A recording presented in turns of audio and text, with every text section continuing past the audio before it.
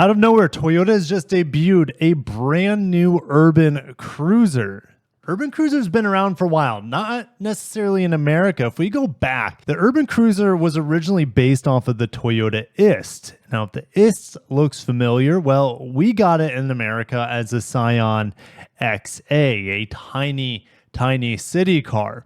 Now, there were multiple generations of this urban cruiser. The second generation was still a Toyota-made product, but starting in 2020, Toyota started rebadging Suzuki vehicles, the Vitara Brezza, the Grand Vitara, as different variants of the urban cruiser. And now Toyota has just done it again, just rebadged the Suzuki e-Vitara for the European market. So we're going to break down this Suzuki for Europe. We'll talk about the future for battery electric in Europe as well. It's quite interesting with legislation going around. I mean, it's interesting here stateside too. So we're going to break down this urban cruiser, talk about the things that I like and maybe don't like about it, and talk about the future of Toyota electric. Let's get into it. The urban cruiser based off the e-Vitara looks very, very similar to current Toyota products. This has the hammerhead front styling. All right, we see this on the Prius, the Crown, the Camry now. All right, and this urban cruiser, even though it's probably Corolla Cross size, is adopting this hammerhead style. Now, what's new here, I would say, is these individual LED daytime running lights. Typically it's one solid bar. I don't know if this is a cheaper way to incorporate the daytime running light. That would be my guess, but it looks kind of cool. There's not a lot of pixelized stuff in Toyota lineup.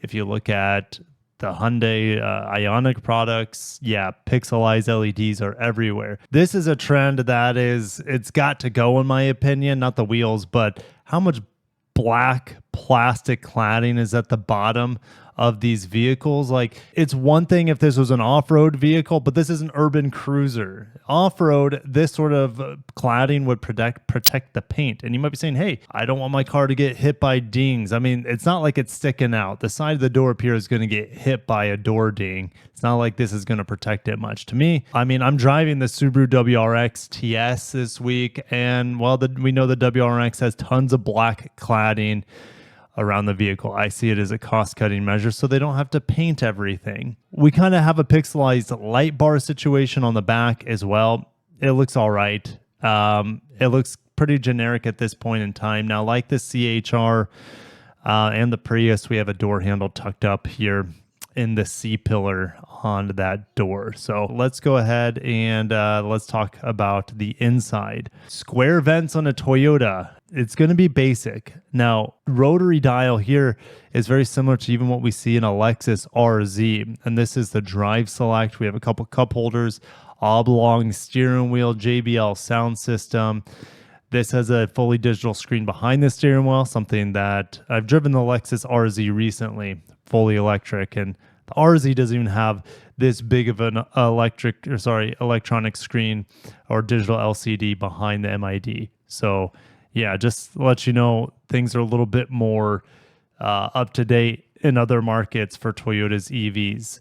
This is a completely foreign software. It just looks nothing like Toyota's, what they call the Toyota interface. Why? Because it's Suzuki software. The glossy black here, I could live without. I wish that was matte. That's going to collect dirt, scratches, fingerprints, and potentially blind you. We'll have to read about one pedal driving since this is a Suzuki. Maybe they actually allow you to do one pedal driving. We'll get into the press release here in a little bit. Some plastic design around the door panel with those glossy black window bezel or window switch bezels. Seats are kind of a mix of cloth and probably Softex or synthetic leather. Nothing really to write home about. I like this. This is super handy. This reminds me of a minivan where you can slide the seats forward and back for customization, whatever you need. All right. If you have taller people back there, you can, I just love this. I wish this was more of a thing in modern cars. So well done, Suzuki and Toyota, with the sliding rear seats. And let's get into the details. We have two front-wheel drive models, and you have an all-wheel drive model. You have two battery capacities, 49 kilowatt hours, and 61 kilowatt hours. The small battery pack has less powerful output, so we have about 140 horsepower here. The larger battery packs will get you from about 170 to 180 or so horsepower, with the all-wheel drive providing only about 10 more horsepower. Sound familiar, right? If you look at the BZ4X, doesn't get that much more power, right? It gets a lot more torque though, and that's where the all-wheel drive is going to really be impressive, is the torque volume or the torque capacity here. 300 Newton meters compared to 189 Newton meters of torque on the all-wheel drive versus a front-wheel drive. The rear motor is 48 kilowatts, while the front motor is going to be the 128 kilowatt. I mean, it could send all 48 kilowatts, but peak is only 135 kilowatts or 184 horsepower. Anyways, and all urban cruisers do have a heat pump. That's great to improve the range here, improve the efficiency. Now, it doesn't seem like Toyota is communicating range quite yet. But let's say this thing is getting at least 4.5 miles per kilowatt hour in town. Okay, it's probably getting better because it's very small. And of course, the front wheel drive. Let's do this. I bet the front wheel drive can get about 5 miles per kilowatt hour with the smaller battery. So city range is huge, about 245 miles. Okay, now that's city only driving. This vehicle's really tailored for city driving. On the highway, it's probably going to go down to about 3 miles per kilowatt hour. On the on the smaller battery pack, that's 150 miles or so. If you go look at the larger battery pack, if we do 4.5 miles per kilowatt hour times 61 kilowatt hours, you're about 274 miles of range, but you get more power and you get the option of all-wheel drive with that larger battery pack. Now, Toyota doesn't even mention where this vehicle is being built. If I had to guess, they would be importing it from India at the Ahmedabad, Gujarat plant. Of course, that's where Suzuki Motor is. Where are they getting these batteries? They're LFP batteries, mind you. What is FinDreams? FinDreams is a battery supplier for BYD. All right, so you got the Blade battery system from BYD, affordable LFP batteries. We know Toyota likes working with BYD. They have a joint venture with them. Doesn't surprise me. Suzuki is, I think, around 20% owned by Toyota, maybe more. I mean, there's not a lot to talk about this vehicle. Would it be great to have this as an option in the United States? Of course, more variety is always better. I mean, I don't think they even mention charging rates or anything like that. So there's still some details left out here. Yeah, here we go, 150 kilowatts, but that's pretty good when you're talking about such a small battery pack. So 30 minutes, you'll be able to get to 15 to 70% charge. It's not terrible. All right. I mean, to put that in perspective, I just drove the Equinox EV. To get 10 to 90% is close to an hour. All right. So it's not great charging, but this is an affordable EV in theory.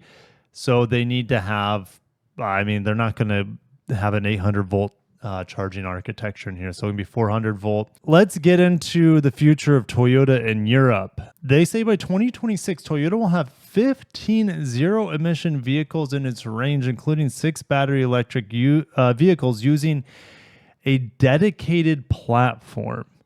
Okay, well, we know that the next generation Toyota platform has been delayed with gigacasting software-defined vehicles. It's been delayed to mid-2027. So none of these are going to be on Toyota's new EV dedicated platform. Now, if we look at this Heart-Tech platform, the e-Vitara and this urban cruiser from Toyota use a modification of this platform called Heart-Tech E. So is that the dedicated platform Toyota is talking about here in this press release? We just don't have hardly any information here. 15 zero-emission vehicles within its range. So a lot of them, I mean, if you look at, they rebadged some European vans for zero emission commercial vehicles there. We have the BZ4X. They could import the BZ3, the BZ3X from China, but there are EV now Chinese tariffs in Europe. So